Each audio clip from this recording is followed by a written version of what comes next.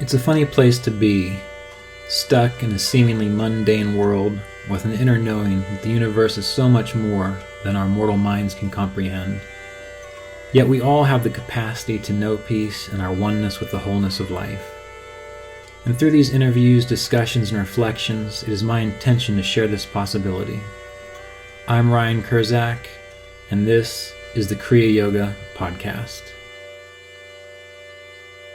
So today, in this section of our retreat for the Kriya Yoga Apprenticeship program, we're going to talk about meditation techniques, because this is also the day where we are going to review the Kriya Pranayama techniques, and we're going to go through the Kriya initiation process for each of you together. This morning when we meditated, I guided you through, it was an hour-long meditation, but I guided you through a variation of Kriya Pranayama, also called Sushumna breathing, where you pull the current up through the spine on the inhale and let it flow back down, soothing on the exhale, and you begin to direct your awareness to that. And I had you get a little more deeply involved in it. I gave you recommendations about how to make it a little more, how to intensify it a bit without strain, without stress, but how to intensify it a bit. And this is important because when you are learning Kriya Yoga, before you began the Kriya Yoga Apprenticeship program, it was advised and required that you had already been meditating for at least 6 months, that you had downloaded, listened to, practiced what was taught in the 11-hour Kriya Yoga course at kriyayogaonline.com, which goes through various preliminary techniques such as Soham mantra, chanting through the chakras, and Sushumna breathing, a light version of Sushumna breathing. And all of these are to begin to condition your mind, body, heart, and consciousness to process higher states of awareness. And we approach it this way, ideally, because I have found in most things in life through experience that it's better to start out taking it slow to get the hang of it, to do it right in the first place. For example, when it came to changing my exercise routine, as we had been talking about exercise, and I mentioned that I had a pretty intense exercise routine for most of my late 20s, throughout my 30s. And then I moved away from that and began focusing on things such as Qigong, yoga, biking, pickleball, stand-up paddleboarding. I went more towards that than some of these intense exercises that I was doing. But in order to be able for me to do those things, I had to start out slow, because when I first became involved in Kriya Yoga, I was just finishing I was just finishing college. And I didn't have a whole lot of interest in athletic things. I mainly liked music and video games. Those were pastimes. I did like hiking, but I knew I had to start doing something to take care of my body. So I began with very gentle Qigong. And I had to work up to practicing about 30 minutes a day. And Qigong is very easy. So you know that I must have been out of shape if it took me a while to work up to 30 minutes of Qigong. And then I began doing yoga. I did yoga more regularly. And then I started doing power yoga, as they call it, Rodney Yee's power yoga. I worked up to that. So now I'm hiking more, I'm moving my body more, and I'm doing it incrementally, slowly over time. And over the course of 3 to 4 years, I eventually took up kettlebell training, which is kind of a heavy ball, iron ball with a handle on it. And I started with the lightest weight that was acceptable. And eventually I worked up to using a 52-pound kettlebell. And I even was trained to teach kettlebells at one point in time. And that was a really enjoyable experience to kind of see that progression from being completely out of shape to, after many, many years, being in really good shape, mostly. So when it came to the physical work, I started slow and I just built up.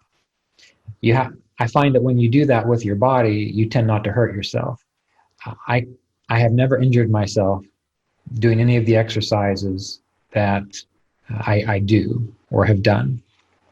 I've injured myself being stupid in some sport activities, but that was not necessarily all my fault, because one time it involved something colliding with my nose, which wasn't me, and another time it involved some very large person crushing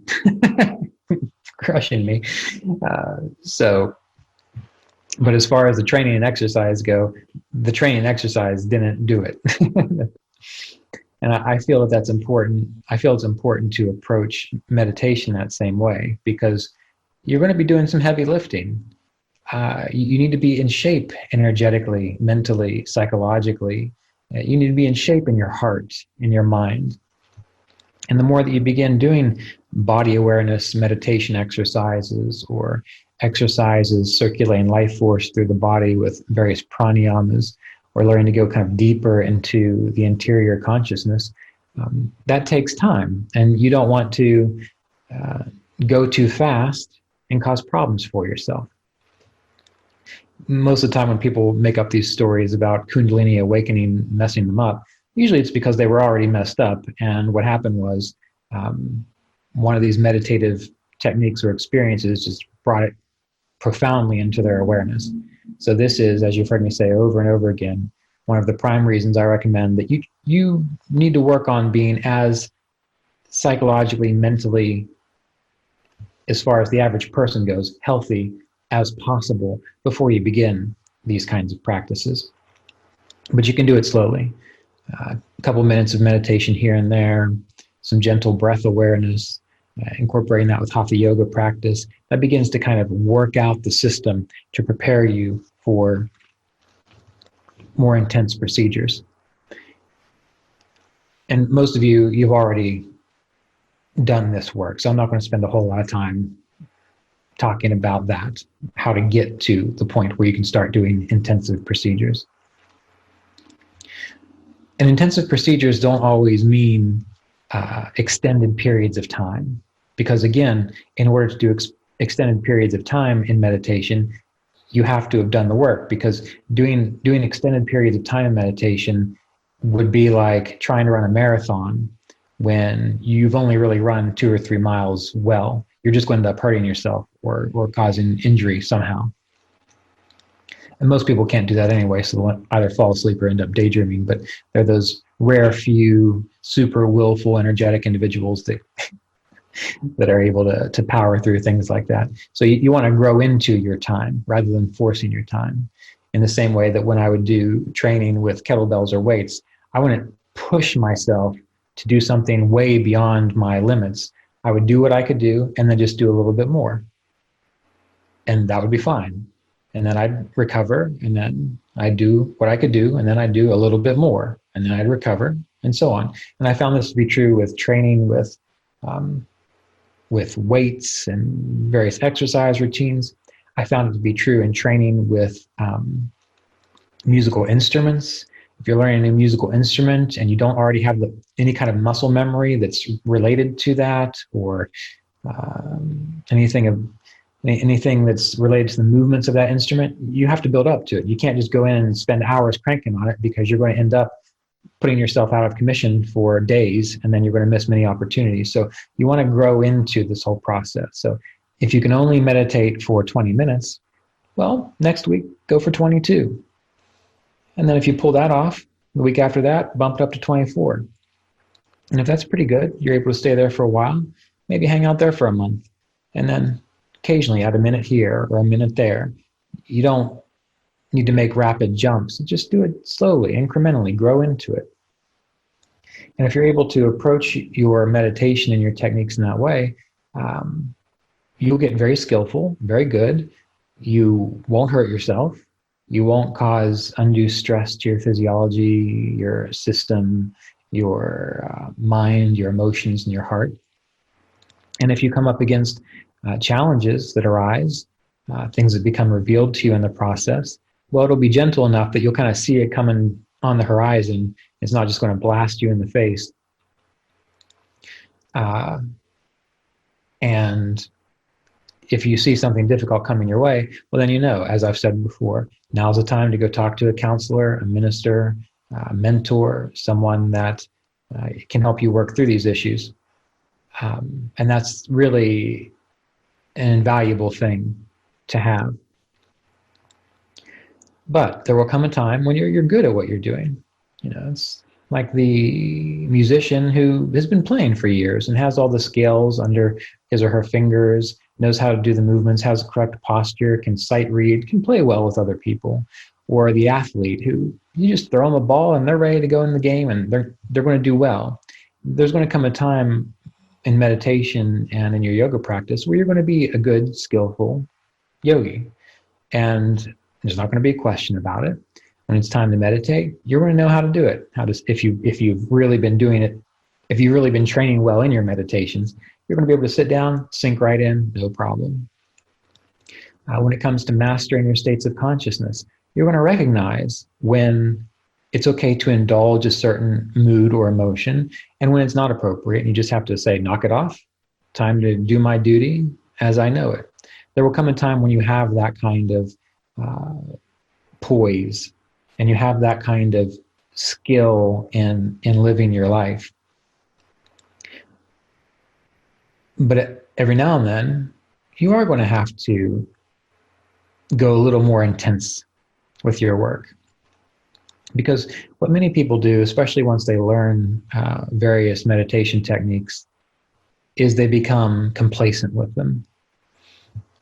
People I've known who have practiced TM meditation, they get their mantra and they do it for 20 minutes a day. And that's wonderful. It's got a great effect on their mind, body, nervous system. But they become complacent with it. It almost becomes just like a moment of getting in a hot bath and just letting go and not really being present. Just you're comfortable in a certain state of consciousness. The same is true with Kriya yogis and mindfulness meditators. So I'm not just picking on TMers here. But with Kriya Yoga, they learn a series of techniques and they think, all right, I'm going to do that every day. And they do. And it is beneficial for them. And as the years go by, the experiences of clarity, of awareness become more and more apparent. But then they become complacent. They just do it. And they don't explore more deeply what consciousness is really about. Or they don't try to go deeper. Like they'll reach a point where they feel calm and clear. And that's a wonderful place to be. So believe me, that is very beneficial. But they'll reach a place that is calm and clear. And then they'll just hang out there. And they'll feel calm and clear. But they don't go any further to where they're inquiring, okay, well, what is aware of this? What is awareness? Who am I that experiences this? They don't question it because it's easy. So why would you question it? It's probably one of the reasons why there is suffering and difficulty in this world. Because if you were here and there was nothing kind of poking you every now and then, you would just stay there. And the whole point of this life, as we know, isn't to remain here. In the same way that when you're in the third grade in the educational system, the point of the third grade is not to remain in the third grade. You don't resist everything just so you can stay in the third grade. You keep growing, you keep going. And the same is true with meditation. So you don't want to become complacent. And the way you avoid being complacent is, number one, knowing that it is a possibility. And number two, challenging yourself from time to time. And number three, reinvigorating the process. So you can get a sense of if you're suffering from number one, because you just meditating for a long time and you're just there going about it. You don't think about it very much. It's just part of your routine, just like taking a shower. You feel good afterwards. And you can say, yeah, I'm a good yogi because I do this every day. but it's not alive. It's not, then that's when it becomes like one of those relationships where you get along with your partner and your spouse and you're good friends, but you kind of take each other for granted. You don't talk anymore. You don't ask, what are you interested in? Do you want to do something different? It just becomes comfortable and it doesn't go anywhere. You don't continue to grow. So you need to use some self-honesty to get a sense of that. Number 2, challenging yourself. Well, once you've become a steady yogi, meaning you've got your routines down, you can meditate well, you've got mastery over your states of consciousness, you understand for the most part why the Bhagavad Gita says what it says, why the Yoga Sutras say what they say, it makes sense to you. You have to challenge yourself. And one of the things that Mr. Davis would recommend would be ideally once a week, setting aside time to meditate twice as long as normal. So now, again, this is not something I would advise for people who are just getting started. We had that discussion about growing into getting stronger. But for example, after I became physically fit, rather than working out for 1 hour, it wouldn't hurt me at all just to work out for an extra hour because I had the strength, I had the stamina, I could do it. It wasn't a problem. I wasn't working up to that. So we're talking about at that point in time where you were already pretty well established and you know that the only thing keeping you from staying longer is either just your routine or some other excuse. So once a week, Mr. Davis would advise, just sit for twice as long. If you need different routines, well, the book Kriya Yoga Vichara that I wrote, there's a whole list of different routines from beginner to advanced. And you can follow that list and just knock out one technique at a time. One of the wonderful things to do, which for some reason people don't really get into as much because maybe they think it's too repetitious, is if you sit for an hour in meditation, as the example, maybe it's just a half hour, but if you sit for an hour in meditation and you go through a certain routine, well, take a 5-minute break, go to the bathroom, get a little sip of water, make yourself some tea, and then come back and just repeat it. Because remember, the whole point, it doesn't matter what you are doing that gets you there. It's just allowing those specific things to take you deeper. And this is one thing I would do. My general routine, as you've heard me say again and again, is simple. Basic body awareness first, focusing on the breath, taking some time to listen to my environment, to make peace with my current state of consciousness as it is represented in my body, mind, heart, environment, experience. And then I begin with alternate nostril breathing. And I'll do about 24 rounds of alternate nostril breathing. And I'll sit quietly, observing. And then when I feel inclined, I'll begin the Kriya Pranayama process, where I'll do life force arousal technique, the Kriya Pranayama, and Jyoti Mudra or some variation of Jyoti Mudra. Occasionally I'll throw in a mantra that I enjoy. But that's my general routine. And in between each technique, I'll sit in the silence. And let's say I do that for an hour. And let's say it's time to do a 2-hour meditation. All right, I just start over. I just go right back to what I did before, start there. And what I find is that takes me even deeper. It's like the first hour brought me to a certain experience of meditation. Great, I'm there. And then by repeating what I just did, I find myself going even deeper into the process. I'm okay doing that because I don't necessarily get bored that easy. So I don't need a whole lot of different things to do.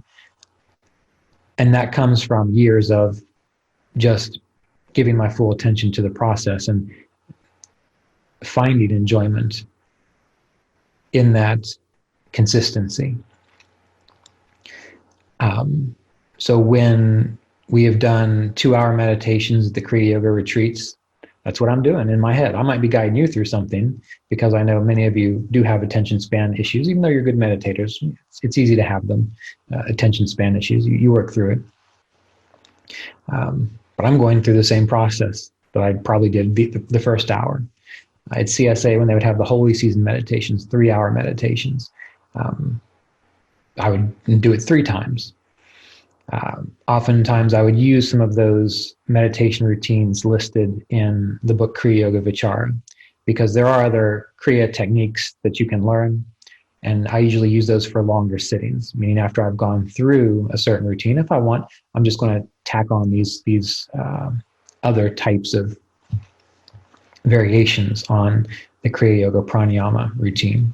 But I'm not doing it out of boredom. I'm doing it just to kind of keeping the process going deeper in the experience.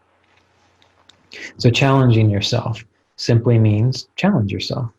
If you usually sit for an hour, sit for 2 hours. If you usually sit for half an hour, sit for an hour. And it's okay to get up and take a quick little break. In fact, what I have found is that often, if I'm meditating for a long period of time and I've got to get up and use the bathroom, or I need to go get a drink or something of that nature, oddly, it's as if when I come back, I sink even deeper more quickly than if I had just sat there and tried to go deeper in a continuous stream. It's just been my experience. Another thing you can do, which is very helpful, is set aside 1 day a week where you don't even time yourself, where you've got a morning or an afternoon to yourself. You don't have to worry about going anywhere, doing anything. And so you decide, I'm just going to sit here in meditation for as long as I want to hide the clocks. I want to put my phone away. I'm just going to get into it.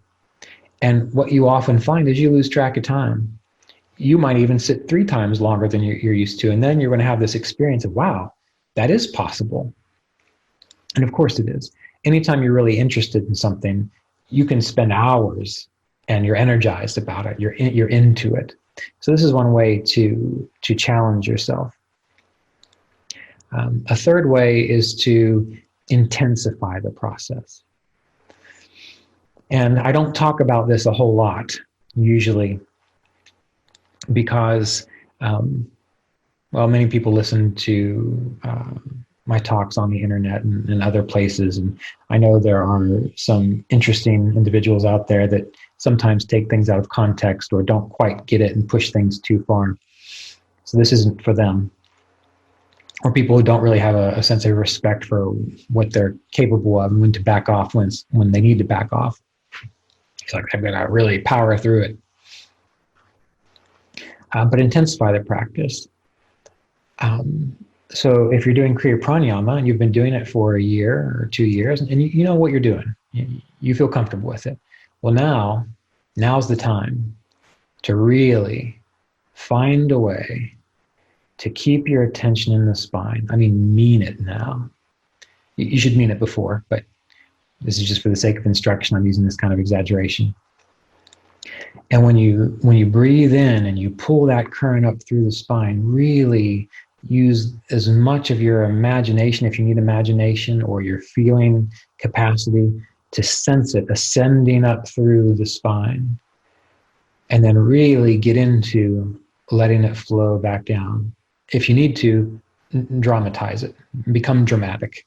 This is the time that it's okay to become dramatic when you're by yourself, when you're doing these techniques.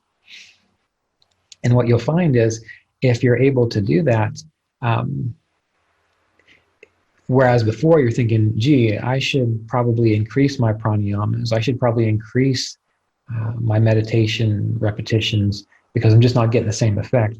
You might notice that you do 1 or 2 of them, and all of a sudden you are in a much clearer space than you ever would have gotten if you just sat there mechanically going through 36 repetitions. So when you intensify it, you do whatever it takes to dramatize the process. If that means you need to take a minute or 2 to remember what it felt like the last time maybe you were in the ocean or went swimming in a river and it was cold, and you could feel that coolness on your body, And you imagine that same intense coolness rising up through the spine. And then you remember a time when you were maybe in the shower and it was a cold day, and it was wonderful to feel a warm shower. And you just felt that warmth just flowing down your back, relaxing and soothing. And you just feel that moving down through the central channel with this type of Sushumna breathing. Get into it. Really engage yourself into it. This is the time to use your drama. And then sit there and abide and experience the after effects of it. So this is how you can intensify it. And sometimes you have to make a little note to do that. One thing that you can do, which is helpful, is we all have these little devices now which have calendars on them. And you can even set repeating notifications. You can maybe put every Thursday, intensify your practice. And then that reminder will come up. It's like, all right, how can I get back into it? How can I up my game in this regard? And when it comes to intensifying, I really wish I didn't have to use these kinds of disclaimers, but we live in a world of people, and you know what that's like. Don't hurt yourself. Don't overdo it. Enjoy it. Get into it so you enjoy it. In the same way that when you go to the gym, as I always did and was always taught, don't go to failure. Meaning, don't knock yourself out with the process. Go until you feel good about it. You feel strong. You feel like, if I just do one more, I'm good right here. This is great. Stop there. But if you start feeling like you have to force it, and I describe this in the book Kriya Yoga Vichara, it's like lifting too much weight. So if any of you have ever done that, where you've trained so much, you're trying to lift that final rep, and it's just, something's going to go wrong there. You just don't do it. So oftentimes when you're doing certain kinds of meditation or meditation techniques, you get to a point where you're done, or you should have stopped about 5 minutes earlier. So you don't go to failure. You go until you are energized, until you are present, until you feel like, yeah, I'm in it. I'm in this flow. And then you stay there and rest there. And if you do that on a regular basis, remind yourself to do that, then the meditation process, your yoga meditation process, training times become enjoyable. It becomes like the kinds of relationships that last for years, where you're with your spouse or your best friend and it's not boring. You don't just do the same thing over and over again. You don't take each other for granted. You come up with new things. You're alive together. You still like talking to each other. Well, now this is sort of how your relationship with meditation develops, but in a way what's happening is it's developing your relationship with the divine. So challenging yourself. One thing that I've done, which has been really fun, is after doing years of meditation, I'm pretty good at focusing and holding images in my mind and staying on task. Well, what you can do is, there are all these images of these divinities: Vishnu, Shiva, Ganesh, Parvati, Lakshmi. Wonderful images out there. And one thing that's really just enjoyable to do is I set aside occasionally 20 minutes, just 20 minutes.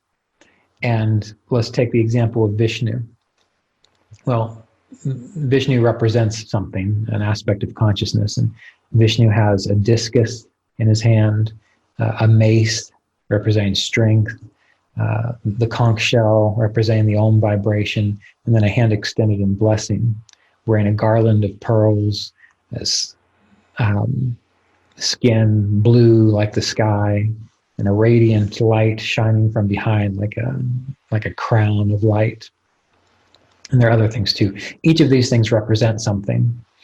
And so I get that image out and I do the research on what do each of these things represent in aspects of consciousness. And for that 20 minutes, I just decide that I'm bringing myself before this power of divinity. It's communion in a sense. And you can do it with Jesus. You can do it with any divine personage that allows you, that helps you make your mind more sacred in that way. And what do? In my mind's eye, I just imagine how bright that light behind Vishnu's head must be. I see the discus and its radiance. When I see the mace in his hand, which represents strength, I imagine it radiant and that strength is present in all things. When I see the hand in blessing, I have a sense of being washed in or connected to a universe which nurtures and supports our aspirations.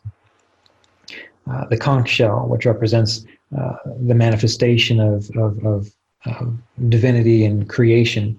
I spend 20 minutes on that image, cycling through all the different aspects of it and intensifying it in my mind. And treating it as divinity, I have a sense that I am bringing myself before it, participating in it, realizing it, recognizing it. And then I even recognize it in everybody. You know, Vishnu is said to be everyone and everything. So occasionally when I've done that, what ends up happening is all of a sudden it becomes clear that everyone I've ever known is Vishnu, is this representation of divinity in the world. And I can almost see that in my mind's eye.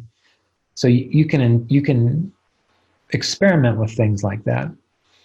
You don't want to become scattered, meaning you don't want to do things like that just because you're bored with your original techniques. Remember, I have a very specific routine I have done for the past 20 years, and I still do it. And every time I give more and more attention to it. These other things I'm discussing, they're like little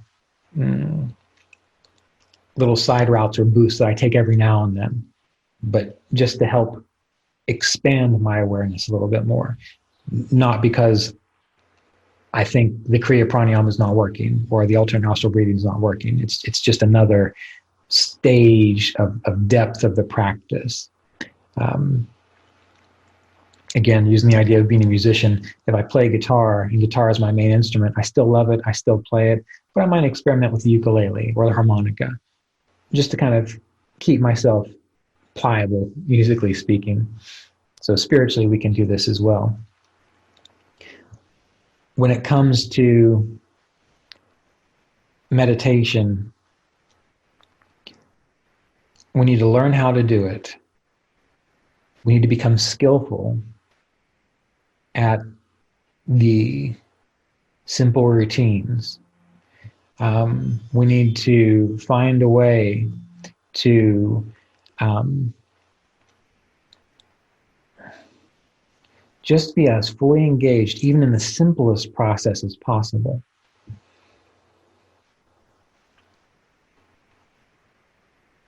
And what this does, aside from allowing us to go deeper into the process, is that it also gives us the capacity to maintain that in our everyday life.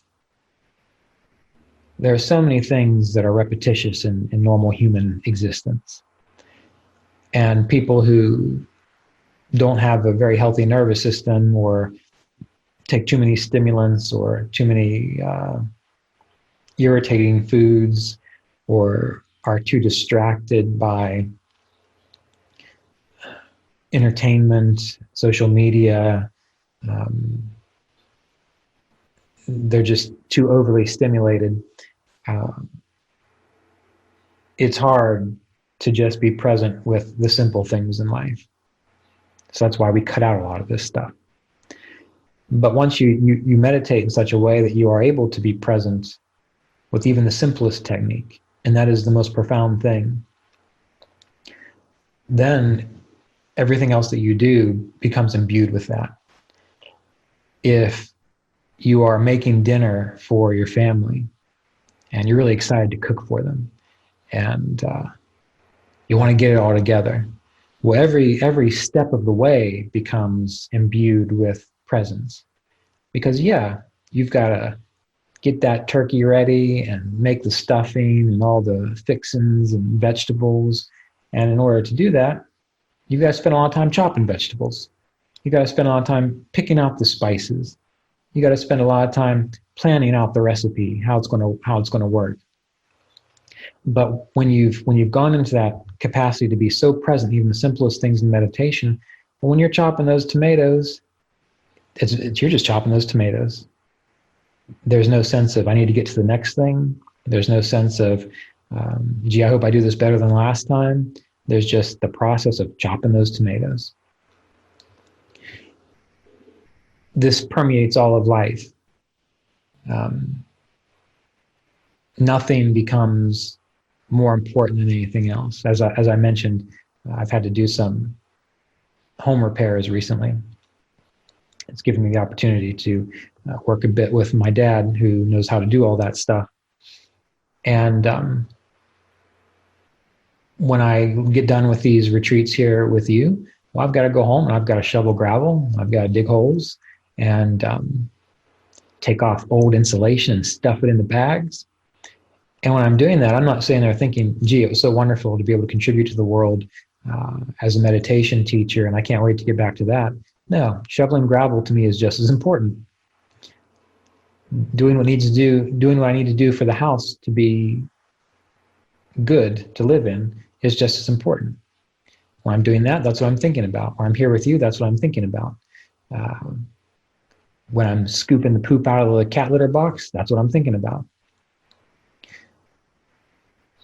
So eventually that whole idea of equanimity develops, being even-minded in all circumstances.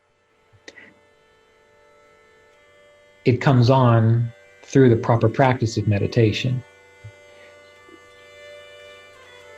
And as it grows within your life, it also allows your meditation to be deeper and richer. So life, meditation, they're all intertwined. They relate to each other. And this is what we're working towards. This episode of the Kriya Yoga Podcast was made possible by donations from Kriya Yoga Apprenticeship students and supporters of our Patreon community at www.patreon.com/Kriya Yoga.